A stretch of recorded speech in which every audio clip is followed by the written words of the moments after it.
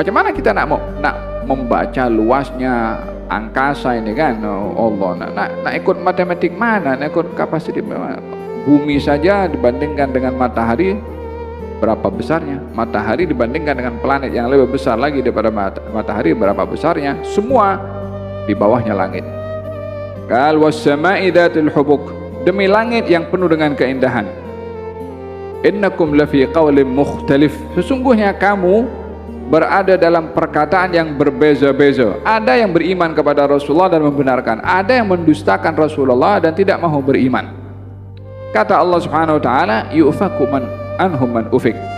Siapa yang tak percaya, siapa yang mendustakan, dia telah termasuk golongan orang yang mendustakan dirinya sendiri, tak peduli. Tak mau beriman, Anda sendiri yang akan tanggung perbuatan tidak mau beriman. Yu'faku anhum man ufik. Celaka orang yang mendustakan, celaka orang yang meragukan kebenaran yang disampaikan oleh Rasulullah SAW. Qutilal insanu ma akfarah, celaka manusia, apa yang menyebabkan mereka itu kufur kepada Allah Subhanahu wa taala dengan bukti-bukti yang jelas keberadaan Allah. Sesungguhnya apa yang dijanjikan kepada kamu hari kebangkitan, hari kiamat, la shadiq, adalah perkara yang benar. Mereka yang mendustakan, mereka yang tidak benar. Rasulullah yang memberitahukan akan ada hari kebangkitan, dia yang benar. Berita yang disampaikan benar. Dengan demikian ketika Allah berfirman dengan firman ini dengan mengatakan hari kebangkitan itu benar, bukan hanya menjawab kepada yang mengingkari hari kebangkitan, justru membenarkan apa yang dikata oleh Rasulullah bahwa hari kebangkitan pasti akan terjadi disebabkan oleh karena Allah yang membenarkan. Innama tu'aduna lasadiq, yang apa yang dijanjikan kepada kamu hari kebangkitan itu adalah hal yang benar. Wa innad dina lawaqi', dan sesungguhnya hisab itu adalah perkara yang pasti akan terjadi. Karena mereka juga mengingkari hisab, Nabi memberitahukan hari kiamat pasti akan terjadi. Setelah hari kiamat terjadi itu manusia akan dihisab. Mereka menafikan hisab, mereka menafikan hari kebangkitan. Tak ada itu hari kebangkitan, tak ada itu hisab.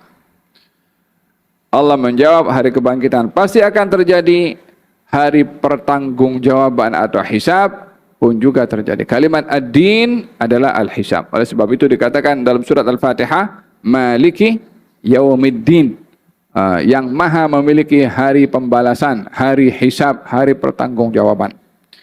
Wa inna ad-dina lawaqi', sesungguhnya pertanggungjawaban atau hisab itu pasti akan terjadi.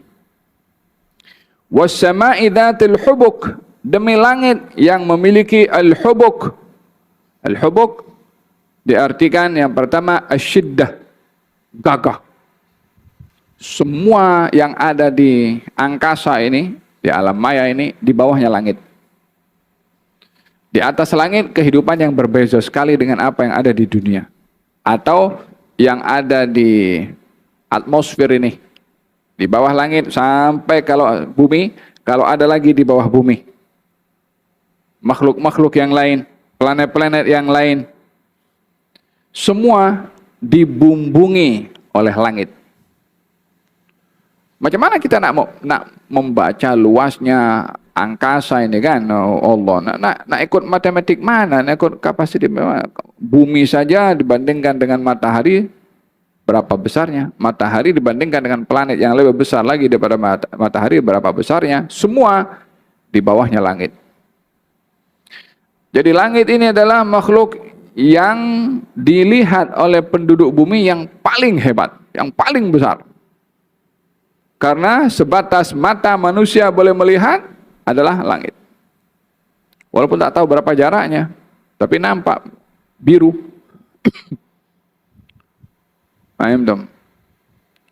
Qal was-sama'i dzatul hubuk. Yang kedua al-hubuk artinya at-tara'iq. Ada laluan pada langit, ada jalan.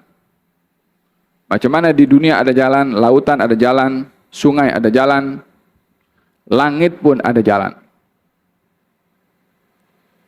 Paham dong? Ada laluan malaikat untuk lalu itu ada jalannya. Baginda Rasulullah Isra Mi'raj ada jalannya. tapi kita tak nampak. Yang ketiga, tafsiran Sayyidina Abdullah bin Abbas, was sama'i dzatil hubuk, demi langit yang sangat indah dengan hiasan bintangnya, atau kalau lagi bersih awan nih kan, cuaca lagi bagus, tengok langit biru, ya salam. Was sama'i dzatil hubuk, demi langit yang penuh dengan keindahan. Siapa yang ciptakan langit? Siapa yang bagi keindahan pada langit? Faham dong? Qal was sama'i dzatil hubuk, demi langit yang penuh dengan keindahan. Innakum lafi qaulin mukhtalif, sesungguhnya kamu berada dalam perkataan yang berbeza-beza. Ada yang beriman kepada Rasulullah dan membenarkan, ada yang mendustakan Rasulullah dan tidak mahu beriman. Pembicaraan kamu tentang Rasul berbeda-beda, bermacam-macam. Kata Allah Subhanahu wa taala, yu'faku man anhum man ufik. Siapa yang tak percaya, siapa yang mendustakan, dia telah termasuk golongan orang yang mendustakan dirinya sendiri, tak peduli. Tak mau beriman, Anda sendiri yang akan tanggung perbuatan tidak mau beriman. Yu'faku anhum man ufik. Akan disesatkan oleh Allah Subhanahu wa taala, siapa akan disesatkan dengan tidak mau beriman? Pilihannya sendiri. Qutilal kharrasun, celaka orang yang mendustakan, celaka orang yang meragukan. Al-kharrasun, pendusta yang meragukan kebenaran yang disampaikan oleh Rasulullah SAW. Kata Allah, qutila. Qutila secara bahasa ini artinya dibunuh, maksudnya binasa. Qutilal insanu ma akfarah, celaka manusia, apa yang menyebabkan mereka itu kufur kepada Allah Subhanahu wa taala dengan bukti-bukti yang jelas keberadaan Allah. Qutilal kharrasun alladzina hum fi ghamratin sahun, yang mereka berada dalam keadaan kelalaian. Yas'aluna ayyana yaumuddin, mereka bertanya, apa itu hari pembalasan? Apa itu hari kiamat? Pertanyaan untuk mengolok-olok, pertanyaan untuk memperli, pertanyaan untuk menunjukkan tidak mahu beriman. Yas'aluna ayyana yaumuddin, apa itu hari kiamat? Bukan pertanyaan yang betul, tapi pertanyaan yang mengolok-olok. Dijawab, yaumahum 'alan nari yuftanun. Hari kiamat itu, kata yang kamu tanya, adalah hari di mana kamu akan dimasukkan dalam neraka. Terus bagi cash macam itu. Pertanyaannya mengolok-olok. Tanya, apa itu hari kiamat? Hari kiamat adalah hari kamu akan dicampakkan dalam neraka. Terus macam itu. Macam itu Abu Lahab atau Abu Jahal datang kepada Rasulullah bawa tulang bangkai. Ya Muhammad, adakah kamu mendakwa Tuhan kamu mengatakan tulang nanti di hari kiamat akan dibangkitkan? Diambil tulang itu, tunjuk dan diremas macam ni. Nak tunjuk degil. Ini dah hancur dah, nak dibangkit ke? Macam tu. Katanya Allah akan bangkitkan kamu dan Allah akan masukkan kamu neraka. Sebab yang dicabar adalah Allah Subhanahu wa taala. Yaumahum 'alan nari yuftanun, sudah masuk dalam neraka, dzuqu fitnatakum hadzal ladzi kuntum bihi tastajilun. Rasakan ini neraka yang dahulu kamu telah mendustakan, yang kamu mengolok-olok, yang kamu tergesa-gesa mengatakan kepada Rasulullah, kalau hari kiamat itu ada, kalau neraka itu ada, coba mandikan saya, masukkan saya dalam neraka. Dia kata macam tu. Sa'ala sa'ilun bi'adzabin waqi' lil kafirin laysa lahu dafi' min Allah dzil ma'arij. Tanya minta, ya subhanallah, peliknya kan. Mintalah rahmat, mintalah petunjuk, minta azab, la haula wala quwwata illa billah. Dzuqu fitnatakum hadzal ladzi kuntum bihi tastajilun. Ini golongan orang-orang yang ingkar. Setelah diceritakan golongan orang-orang yang ingkar, Allah Subhanahu wa taala menceritakan golongan orang-orang yang beriman dan bertakwa. Supaya seimbang. Tidak hanya diceritakan tentang orang-orang diazab sehingga yang baca Qur'annya mendengar takut. Kalau ceritakan orang-orang bertakwa dan masuk surga, maka dia pun terpanggil untuk menjadi golongan tersebut. Innal muttaqina fi jannatin wa uyun. Sesungguhnya orang-orang yang bertakwa, yang beriman kepada Allah, yang melaksanakan perintahnya Allah, yang meninggalkan apa yang dilarang oleh Allah, fi jannat, berada dalam syurga-syurga, wa uyun, yang mengalir mata air di dalam syurga. Syurga itu diberi nama jannah. Daripada kata jannah, jannah itu sesuatu yang tersembunyi. Oleh sebab itu jin diberi nama jin karena tidak nampak.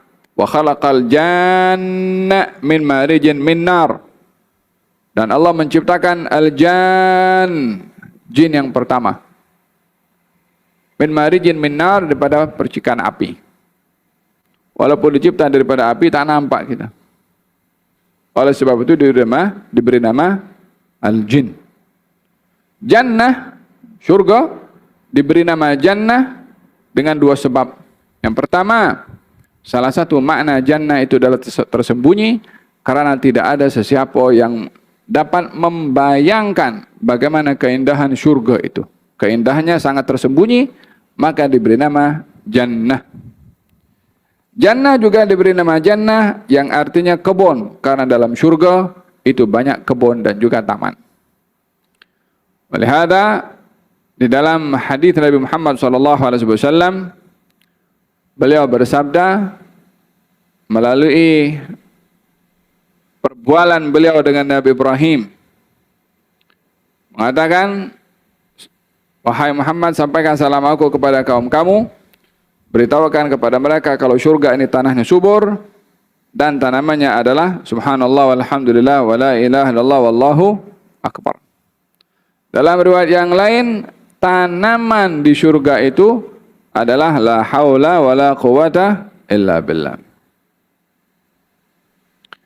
Faham dong, bermakna di syurga ada tanaman. Ada pokok di syurga namanya pokok tuba. Itu pokok rindang. Orang kalau berjalan di bawah rindangnya pokok tuba 100 tahun itu macam tu perjalanannya 100 tahun. Rindangnya pokok itu kan. Perjalanan 100 tahun ikut kiraan dunia. Sepanjang umur dia sampai 100 tahun di dunia berjalan di bawah rindangnya pokok tuh. Itu baru satu pokok. Baru satu daun. Berapa banyak pokok dan betapa besar luasnya itu surga kalau satu saja 100 tahun perjalanan di dunia. Innal muttaqina fi jannatin wa uyun akhidina ma atahum rabbuhum innahum kanu qabla dhalika muhsinin kanu qalilan minal laili ma yahja'un wa bil ashari hum yastaghfirun. Akhidina ma atahum rabbuhum, mereka berada dalam syurga ini mengambil, menerima apa yang diberikan kepada mereka oleh Tuhan mereka. Sesungguhnya mereka dahulu, yakni penghuni syurga muttaqin tadi, dahulu di dunia kanu qabla dzalika muhsinin, termasuk daripada golongan orang-orang muhsinin, orang-orang berbuat ihsan. Apa ihsan yang mereka lakukan? Di antaranya kanu qalilan minal laili ma yahja'un. Mereka kalau di waktu malam sedikit sekali tidurnya. Tapi bukan tengok bola sepak atau piala dunia. Qalilan minal laili ma yahja'un, qiyamul lail. Bangun malam, munajat, berdoa kepada Allah Subhanahu wa taala.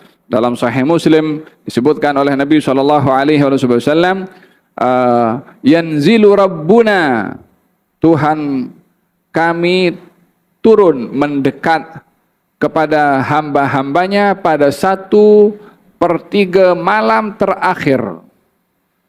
Jika malam ini boleh dibagi 3, mulai dari terbenam matahari sampai terbit fajar, bagi 3.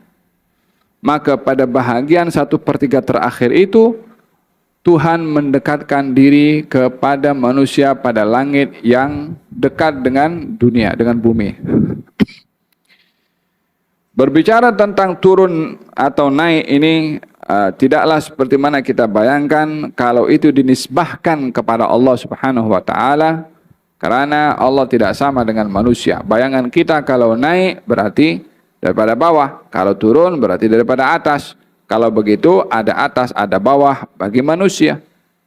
Itu tidak berlaku kepada Allah Subhanahu wa taala karena atas dan bawah makhluk.